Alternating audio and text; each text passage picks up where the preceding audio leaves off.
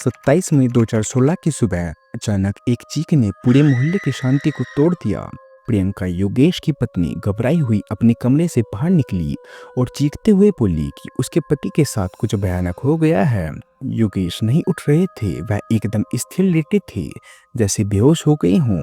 प्रियंका की घबराहट ने सभी का ध्यान खींचा और लोग यह देखने के लिए दौड़ पड़े कि क्या हुआ है। खबर आग की तरह फैली और योगेश के माता पिता भी जल्दी वहां पहुंचे। प्रियंका, जो स्पष्ट रूप से सदमे में थी, उसने उन्हें बताया कि उसे शक है कि योगेश को साइलेंट हार्ट अटैक आया है। योगेश के पिता, जो स्वयं डॉक्टर थे, उन्होंने जांच की और दुखद रूप से सहमति जताई कि शायद हार्ट अटैक से ही उसके बेटे की मौत हो गई है। योगेश को तुरंत अस्पताल ले जाया गया, लेकिन तमाम कोशिशों के बावजूद डॉक्टरों ने यह दिल तोड़ने वाली खबर दी। योगेश अब इस दुनिया में नहीं रहा। सिर्फ 42 साल की उम्र में योगेश न सिर्फ एक प्यारा हस्बैंड और बेटा था, बल्कि प्लाईवुड उद्योग में एक सफल बिजनेसमैन भी था। सभी सदमे में थे, लेकिन इस त्रासदी को स्वीकार करने के अलावा कुछ कर भी नहीं सकते थे।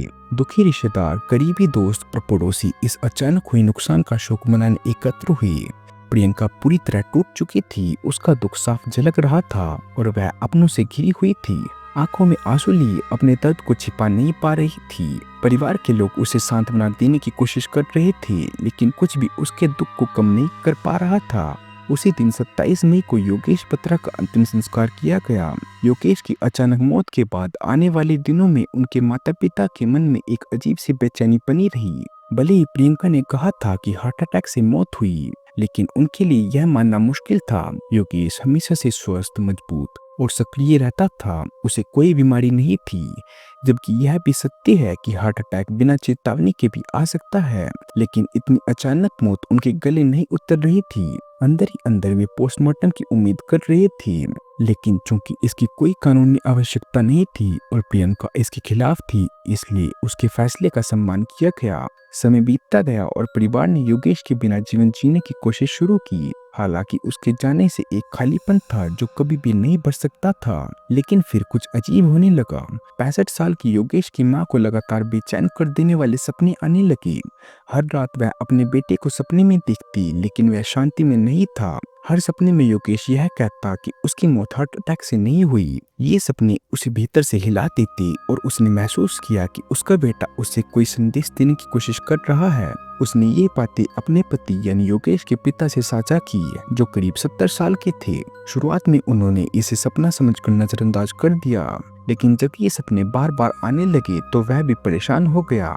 माँ को यकीन हो गया था कि योगेश की मौत में कुछ तो गड़बड़ है। उनकी चिंता और बार बार की बातें पिता को भी प्रभावित करने लगी। भले ही उनके पास कोई ठोस सबूत नहीं था, लेकिन इन सपनों ने उन्हें सोचने पर मजबूर कर दिया कि शायद उनके बेटे की मौत जैसी दिखती है वैसी नहीं है। फिर भी यह सोचकर कि क्या करें और क्या नहीं, दोनों माता पिता ने अपनी शंका और दुख को अपने दिल में ही दबा लिया। शादी के बाद प्रियंका, उसके बच्चे और पति योगेश के माता पिता से अलग रहने लगे।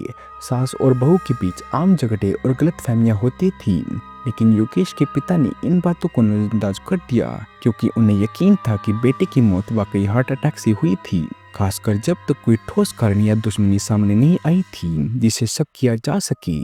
लेकिन एक सवाल उन्हें परेशान करता रहा, जब योगेश पूरी तरह स्वस्थ था तो उसे अचानक हार्ट अटैक कैसे आ गया। फिर धीरे धीरे उन्हें प्रियंका के व्यवहार में बदलाव नजर आने लगा। वह जिस तरह से पति की मौत के बाद सामान्य दिख रही थी, वह किसी दुखी विधवा जैसा नहीं था।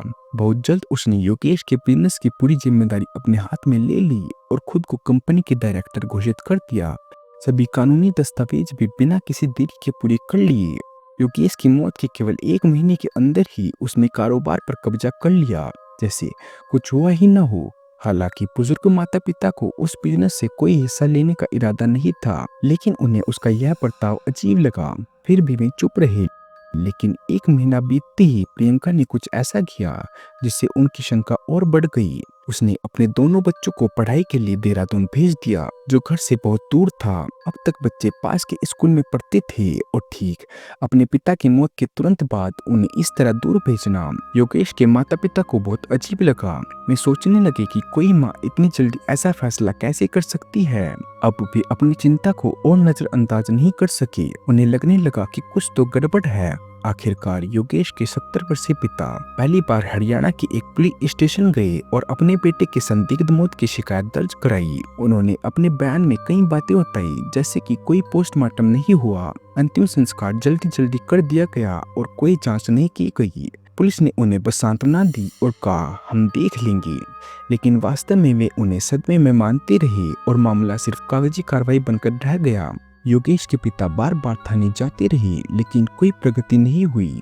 धीरे धीरे उन्हें समझ में आ गया कि पुलिस कुछ खास करने वाली नहीं है और उन्हें सच जानने के लिए खुद ही कोई और रास्ता खोजना होगा। उन्होंने सुना था कि कुछ प्राइवेट डिटेक्टिव्स पुलिस जितने ताकतवर और जुटे हुए होते हैं, जो फीस लेकर सच्चाई सामने ला सकते हैं। कुछ समय बाद योगेश के माता पिता ने एक डिटेक्टिव एजेंसी से संपर्क किया और उन्हें अपने बेटे योगेश बत्रा की मौत की असली वजह पता लगाने की जिम्मेदारी सौंपी। जैसे जैसे योगेश की मौत की जांच आगे बढ़ी, डिटेक्टिव्स ने उसकी जिंदगी के हर पहलू को गहराई से खंगालना शुरू किया। उन्होंने कोई कसर नहीं छोड़ी और उसकी अतीत तक की जानकारी जुटाने लगी कि वह कैसा इंसान था। उन्हें पता चला कि कॉलेज के दिनों में योगेश की मुलाकात प्रियंका से हुई थी, जो कि एक ब्यूटी क्वीन रह चुकी थी और मिस खालसा व मिस दिल्ली जैसे टाइटल्स जीत चुकी थी। दोनों का रिश्ता प्यार में बदला और दोनों परिवारों की रजामंदी से पढ़ाई पूरी करने के बाद उनकी शादी हो गई। उन्होंने 2 बच्चों को जन्म दिया और बाहर से सब कुछ बिल्कुल परफेक्ट दिखता था, लेकिन योगेश की अचानक मौत के बाद चीजें अजीब होने लगी। सिर्फ 2 महीनों के भीतर ही प्रियंका ने ऐसी रफ्तार से अपनी जिंदगी सामान्य कर ली मानो कुछ हुआ ही ना हो। वह फिर से रोज जिम जाने लगी और पहले से गहरे दुख की जगह अब सामान्य हाव भाव दिखने लगे, जिससे सब गहराने लगा। डिटेक्टिव्स को कुछ गड़बड़ लगा और उन्हें योगेश व प्रियंका के रिश्ते पर ध्यान केंद्रित किया। उन्होंने उनके कई करीबी दोस्तों से बातचीत की और शादीशुदा जिंदगी की सच्चाई जानने की कोशिश की। उनका कैसा रिश्ता था, क्या कोई छिपी हुई बात थी। उन्होंने रिश्तेदारों से भी जानकारी ली और प्रियंका की जासूसी तक शुरू कर दी। जुलाई में प्रियंका जब चंडीगढ़ गई तो डिटेक्टिव्स भी उसके पीछे वहां पहुंच गए। वहां उन्होंने देखा कि वह पार्टी में खूब एंजॉय कर रही थी, डांस कर रही थी, बिल्कुल खुश नजर आ रही थी, जबकि योगेश की मौत को सिर्फ 2 महीने ही हुए थे। पार्टी में वह एक आदमी के साथ नजर आई, जिससे डिटेक्टिव का शक और बढ़ गया। उन्होंने तस्वीरें खींची और प्रियंका के दोस्तों की मदद से और भी साफ तस्वीरें हासिल की। कुछ तस्वीरों में प्रियंका और वह शख्स एक दूसरे के काफी करीब नजर आ रहे थे। बड़ा सवाल यह था कि यह आदमी कौन था। जब डिटेक्टिव्स ने तस्वीरें योगेश के माता पिता को दिखाई तो उसके पिता ने तुरंत उस शख्स को पहचान लिया और कहा कि वह कई बार उनके घर आ चुका था। आगे की जांच में पता चला कि उस आदमी का नाम रोहित कुमार था, जो उसी जिम में ट्रेनर था जहां प्रियंका जाती थी। हालांकि दोनों को सिर्फ दोस्त भी माना जा सकता था, लेकिन जब डिटेक्टिव्स को यह पता चला कि प्रियंका ने रोहित को जन्मदिन पर 36 लाख की कार गिफ्ट की है, तो उनका शक यकीन में बदल गया। इतनी महंगी कार आमतौर पर किसी बहुत करीबी को ही दी जाती है। अब जब डिटेक्टिव्स ने पूरी जानकारी जुटा ली तो योगेश के पिता ने ये सबूत लेकर पुलिस के पास जाने का फैसला किया।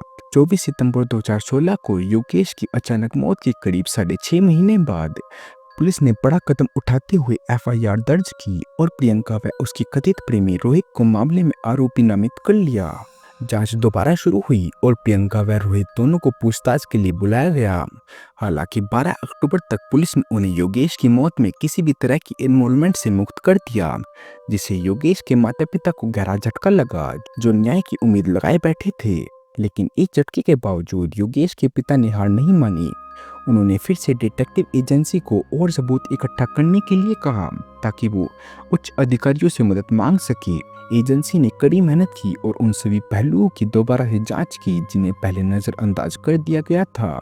उन्होंने प्रियंका और रोहित की कॉल रिकॉर्ड्स और लोकेशन डिटेल्स हासिल किए। खासकर योगेश की मौत की रात से संबंधित खुलासे चौंकाने वाले थे। 27 मई की शाम से 28 मई की सुबह के बीच प्रियंका और रोहित के बीच करीब 40 कॉल्स का आदान प्रदान हुआ था। सबसे ज्यादा चौंकाने वाली बात यह थी कि 1:01 से 2:30 बजे के बीच रोहित की लोकेशन योगेश के घर के आसपास थी, ठीक उसी समय जब योगेश की दिल का दौरा पड़ने से मौत बताई गई थी। इस समय और स्थान की समानता ने शक और गहरा कर दिया। योगेश के पिता ने यह सभी सबूत हरियाणा के डीजीपी को सौंपे। बेटे की मौत की परिस्थितियां, प्रियंका का संदिग्ध व्यवहार, उसके प्रेमी के साथ फोटो, कॉल डिटेल्स और लोकेशन रिकॉर्ड, सभी चीजें। डीजीपी यह देखकर हैरान रह गए और कुछ हद तक शर्मिंदा भी हुए कि एक 70 साल का बूढ़ा महीनों से इंसाफ के लिए संघर्ष कर रहा था, जबकि लोकल पुलिस ने कुछ भी नहीं किया। डीजीपी ने तुरंत केस को करनाल पुलिस को सौंप दिया और स्थानीय एसपी को जांच की जिम्मेदारी दी। एक विशेष टीम एसआईटी गठित की गई और आधिकारिक रूप से जांच शुरू हुई। योगेश के पिता ने डिटेक्टिव एजेंसी द्वारा जुटाए गए सभी सबूत एसआईटी को सौंप दिए। एसआईटी ने योगेश के परिवार, पड़ोसियों, दोस्तों और जान पहचान वालों से पूछताछ की। यह पुष्टि हुई कि प्रियंका और जिम ट्रेनर रोहित को अक्सर एक साथ देखा गया था। यहाँ तक कि योगेश की मौत के बाद भी वे खुलेआम शहर में घूमते दिखे थे। रोहित प्रियंका के घर भी आता जाता था। पुलिस ने उनके कॉल रिकॉर्ड्स और लोकेशन डेटा आधिकारिक रूप से प्राप्त किए, जिससे पुष्टि हुई कि 27 मई की रात रोहित की लोकेशन प्रियंका के घर से मेल खा रही थी। आगे की जांच में यह भी सामने आया कि उसी रात रोहित ने अपने फोन में दूसरा सिम कार्ड भी डालकर एक फर्जी नंबर का उपयोग किया था। पुलिस इसे ट्रैक करने में सफल रही क्योंकि एक ही डिवाइस में सिम बदलने का रिकॉर्ड मौजूद रहता है। प्रियंका और रोहित ने पहले भी बात की थी, लेकिन उस रात उन्होंने अलग सिम कार्ड्स का इस्तेमाल किया। रोहित ने उस रात तो और लोगों से भी कॉल पर बात की थी। इसके बाद पुलिस ने पहले रोहित को हिरासत में लेने का फैसला किया। 21 मार्च 2017 को रोहित को गिरफ्तार किया गया और गहन पूछताछ के बाद उसने कबूल किया कि योगेश की हत्या हुई है और इसमें उसकी पत्नी प्रियंका भी शामिल थी। अगले दिन 22 मार्च को प्रियंका को उसके घर यमुनानगर से गिरफ्तार कर लिया गया। अंततः योगेश की मौत के पीछे की सच्चाई सामने आने लगी। उन्होंने बताया कि 2015 में प्रियंका का वजन बढ़ने लगा, इसलिए उसने एक जिम ज्वाइन करने का फैसला किया जहां रोहित ट्रेनर के रूप में काम करता था।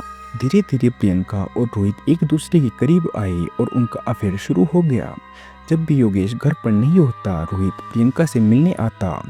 उन्होंने बहुत कोशिश की, लेकिन फिर भी जनवरी 2016 में योगेश को अपनी पत्नी की इस अफेयर के बारे में पता चल गया। एक दिन उसने प्रियंका और रोहित को आपत्तिजनक स्थिति में पकड़ लिया। गुस्से में योगेश ने दोनों को धमकी दी कि अगर उन्होंने अफेयर खत्म नहीं किया तो वह कोर्ट में केस कर देगा। कुछ समय के लिए सब कुछ शांत हो गया क्योंकि प्रियंका नहीं चाहती थी कि यह रिश्ता टूट जाए। वह एक करोड़पति की पत्नी थी, जबकि रोहित आर्थिक रूप से कमजोर था और कर्ज में डूबा हुआ था।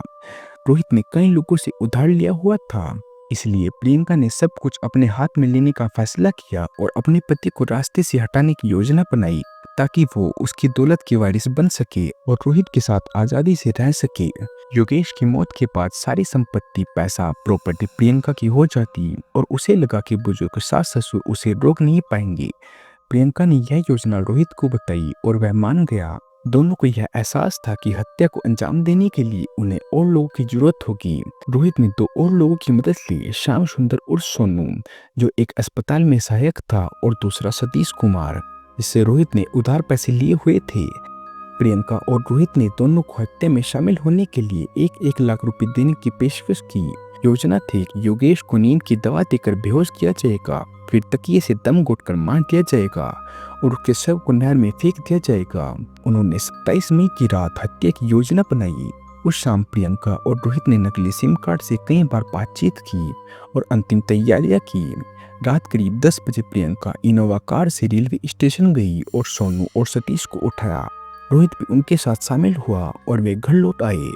तीनों पुरस्कार में रुकी और प्रियंका घर के अंदर गई। उसने पीछे का दरवाजा खुला छोड़ दिया और इशारा मिलने पर अंदर आने को कहा। फिर वह पहले माले पर गई और योगेश के सोने का इंतजार करने लगी। करीब 11 बजे जब योगेश गहरी नींद में सो गया तो प्रियंका ने इशारा कर दिया और तीनों आदमी अंदर घुस आए। अंदर आकर उन्होंने जल्दी से आगे की योजना पर बातचीत की। सोनू जो अस्पताल में काम करता था 2 सिरिंज और एक बेहोशी की दवा लाया था। उसने एक सिरिंज में दवा भरी और इसके बाद सब मिलकर बेडरूम की तरफ गए।